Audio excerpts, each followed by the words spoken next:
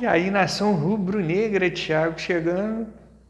E aí temos uma das nossas melhores notícias do ano, que infelizmente não foi um título, mas a saída aí do Vitor Pereira, que nos deu frustrações em cima de frustrações, resultados negativos, futebol péssimo. E agora a gente chega nesse momento importante de virar uma chave, que a gente tem uma Ferrari, a gente tem um excelente elenco aí para conseguir virar essa chave do carro dessa Ferrari e conquistar aí os principais troféus aí do ano. Enfim, o ano começar para a gente. Flamengo que joga na Copa do Brasil depois da manhã, na quinta-feira, contra o Maringá. Vou estar falando sobre os treinadores, notícias atualizadíssimas do Mengão e minha opinião também. Gostaria de saber, em cima do que eu falar aqui, o que vocês pensam. Deixa um comentário aqui embaixo. E antes de eu começar aqui, não se esqueça de se inscrever no canal, bomba o like e ative o sininho de notificação.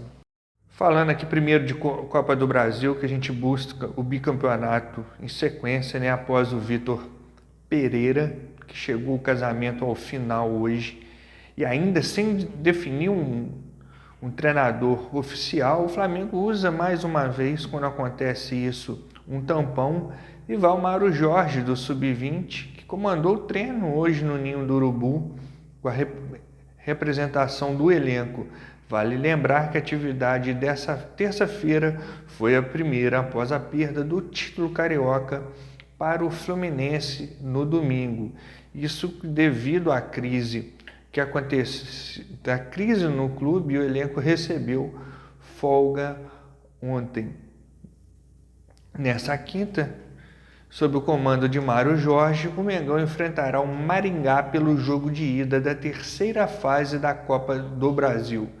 A partir das 20 horas, atual campeão do torneio, o rubro-negro estreia fora de casa no estádio Willie Davids, no Paraná. A partida de volta, cabe frisar, apenas no dia 26 de maio, às 21h30, no Maracanã. Então, é fazer aí um resultado. É um técnico interino, mas tem um conhecimento, conhece o Flamengo, conhece os jogadores. Vai provavelmente ali fazer mais o básico, não essa engenhoca aí do Vitor Pereira, a gente fazer aí um resultado já para deixar encaminhado e focando aí em brasileiro e Libertadores. Então vamos para dentro, buscar o penta da Copa do Brasil e o bi aí em sequência. E o Mengão aí que está em busca do seu novo técnico, né, para a temporada aí 2023. Com um fracasso de Vitor Pereira, o rubro-negro definiu Jorge Jesus como substituto do conterrâneo. O plano A, né, que a gente fala. Contudo, as tentativas de repatriar o míster parecem cada vez mais frustradas, enquanto aguardam a posição final do português de 62 anos. A diretoria do Fla selecionou outro alvo para o cargo, Jorge Sampaoli, como Jorge Jesus sinalizou, que pretende cumprir o restante do contrato com o Fenerbahçe da Turquia. A diretoria do mais querido está em processo de análise a fim de definir os próximos passos que irá tomar, insistir no míster ou partir para a segunda opção, aí o Sampaoli. Caso o rubro-negro opte por continuar o negócio com o comandante português, o Fla terá que aguardar por mais de 50 dias para contar com um técnico lusitano no grupo. Se o Flamengo virar a chave e for em busca de Sampaoli, o nome do argentino pode contar com um apoio interno no clube carioca. Isso porque, de acordo com a apuração da reportagem pela imprensa hoje, o presidente rubro-negro Rodolfo Landim é o maior entusiasta no time rubro-negro pela contratação do técnico ex-Sevilla. Inclusive, a novela pode ter um final em breve, visto que a ideia já é arrumar um técnico mais rápido possível. Vale frisar que o contrato de Jorge Jesus com o Fenerbahçe vai até 31 de maio deste ano. Sendo assim, o português pretende cumprir todo um vínculo com a equipe, tendo em vista que há possibilidade do clube do Oriente Médio levantar 2 troféus durante o período. A Copa da Turquia atualmente está na semifinal e o campeonato turco está em segundo lugar, 6 pontos do líder, no caso aí, o Galatasaray. E um outro nome aí que entra em pauta aí, né, para substitutos aí, em busca, né, o Flamengo que tem o Jorge Jesus como força aí, mas um que ganhou força novamente no clube foi Dorival Júnior. Isso porque Vene Casagrande afirmou que Dorival aceitaria o convite para assumir a liderança do grupo rubro-negro para a temporada 2023. Durante a transmissão do SBT Esportes desta terça-feira, o jornalista Vene Casagrande afirmou a possibilidade de retorno do antigo treinador rubro-negro ao mais querido. De acordo com o comunicador, durante uma entrevista, Dorival contou que estaria aberto a comandar o Fla novamente. Se o Fla quiser, Dorival Júnior volta. Eu conversei com ele, segundo aí, Vene Casagrande. Agora dando minha opinião, Thiago, aqui, o Flamengo que foi aí com o Jorge Jesus, topou pagar a multa, né, já que a final de contrato não é tão alto, teve uma divergência de salário, ele queria 3 milhões e 100 por mês, e o Flamengo queria negociar 2 milhões, mas lembrando que esses 3 milhões e 100 mil por mês já era o que ele ganharia naquela época mesmo de 2020.